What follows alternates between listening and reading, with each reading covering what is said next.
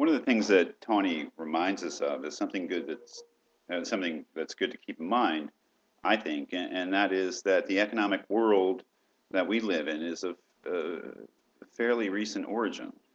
I mean, that is in terms of the kind of assumptions we make about what economics is and what economic life consists of, and the very fact that there are sort of large-scale economies and the things that go with them. And if we think of the many sort of things we take for granted about modern economies, Tawney is focusing on two. One is credit, that is just credit, lending money.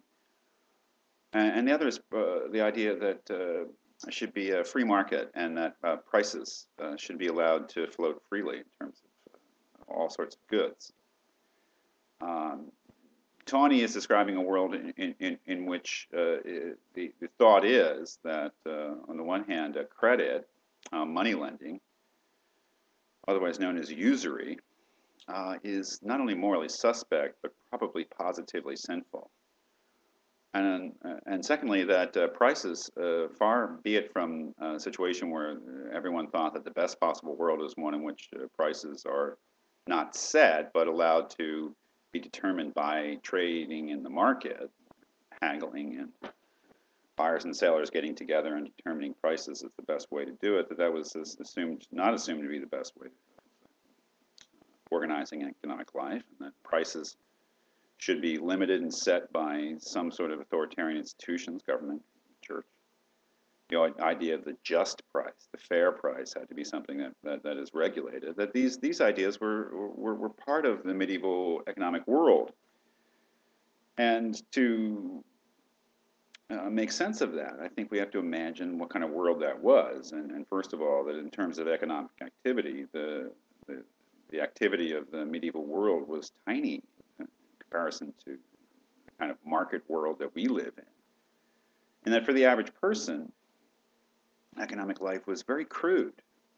That the average person was peasant, tied to the land, wasn't really much money to speak of. I mean, most of the transactions of life, such as they were, took place without money.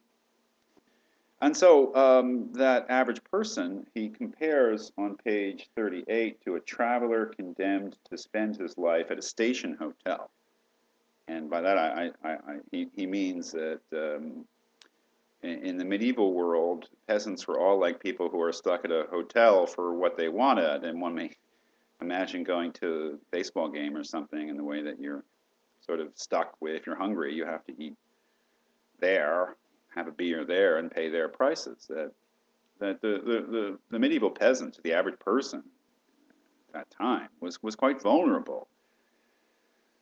So if we look at the fundamental thesis of the social organism as it is applied to something like business and trade, and the way that the pursuit of profit was viewed as dangerous. It was dangerous on two levels, of course. It was dangerous to the individual because, of course, this is a religious view of the world, and in that view of the world, the most important thing is personal salvation, at least this Christian religious view of the world. So if the pursuit of riches really constitutes the sin of avarice, then it was dangerous to the individual soul to have an unlimited, to let loose an unlimited appetite for riches. Idea. So it was dangerous to the individual, but it was also dangerous to other individuals around that person who had let loose that self-interest, because that other person could be exploited. And the whole idea of a social organism is that everyone contributes some sort of functional way to the good of society, but in exchange for that, everyone has certain rights and protections. And really, when we think about his description of the medieval ideas about money lending, really what the foremost ethical issue is the exploitation of the poor by the rich. That is money lending. We see it from a modern point of view, from the modern capitalist point of view, as an absolutely necessary and beneficial institution that allows for economic activity. I mean, we found out in 2008, when the credit markets basically froze in the fall of 2008, just how paralyzing it was if businesses did not have access to credit just to do their day-to-day operations, things were very, very dangerous at that time. So we see the offering of credit is not only absolutely necessary, but as a benefit, a boon to society, and that's really in terms of investment credit, right? Lending money to businesses or individuals to to enable their ongoing economic enterprise. But the kind of money lending that was foremost in the mind of the medieval ethicists was not that sort of investment lending. It was consumption loans. It was loans to people who were in desperate straits and who needed that or were seeking that loan in order to live. And in those situations, as continues to this day, we think of things like payday loans, credit card rates, and things like that. And it continues to be an ethical issue in terms of exploitation. So we still have usury laws of some sort. They've been weakened in recent decades. But that idea that everyone needs to be protected and that economic activity can be a danger to individuals. Same thing about prices, right? That is that we may think that in large markets that the best thing to do is to let prices float freely and be determined by the market.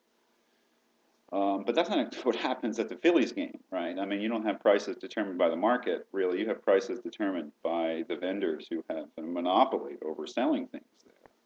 And those prices obviously are inflated. And you got to bring your wallet if you're going to eat and drink at a Phillies game or any thing. You have a monopoly at work. So the medieval peasant didn't have the kind of choices that we may have in terms of a market with many sellers, a wide market. So in some sense, these limitations on the pursuit of gain, which is maybe common sense in terms of time. So what do we get out, if we wrap this up, what do we get out of Tawney? A view of the relationship between economics and ethics, between ethics and business life, which is very, very different and a challenge to Adam Smith's view of things. Smith's reliance on the idea of the invisible hand is quite brilliant analysis of human society and economic activity. But from the point of view of social organism, really is not adequate. That is, that if indeed society is composed of individuals who are in competition with one another, self-interested, and who by their economic activity produce something like a social good for everyone, the basic idea of the invisible hand, that's great. But if society is really a more communal thing, where we should not think of each other as being competitors, individuals who are striving, each one for his own self-interest, but individuals who are grouped together in a community and have common social goal, whatever it is, then maybe our notion of what the ethical constraints, perhaps, that are proper to economic activity to produce that good social end are quite different. So I think it's a good thing to read and keep in mind for a bunch of reasons. And as we move on in our reading, we'll say, Tawney's ideas pretty influential. Not as influential as Smith's, certainly, but we'll read things that, one essay in particular, business as a profession, which almost entirely relies on the thought of Tawney, who was a very influential thinker early in the 20th century, not so much now, which is too bad, because it's brilliant, constructive. But this idea that business, and this will come up again, especially in terms of our discussion of business as a profession, this idea that businesses of all sorts, finance, management, needs to find its social function in order to justify itself. It'll be an idea that will come up again and again, and others who will deny that is necessary. So in a way, what I'm hoping is that Smith on the one hand and Tawney on the other will be illuminating in terms of showing us what the basic background is for these kind of controversies within business ethics. The idea of individuals pursuing their self-interest led by an invisible hand versus the idea that individuals perform a social function in which they make a contribution to society and have all sorts of, therefore, obligations to others that need to be kept in mind over and above their own pursuit of their own self-interest.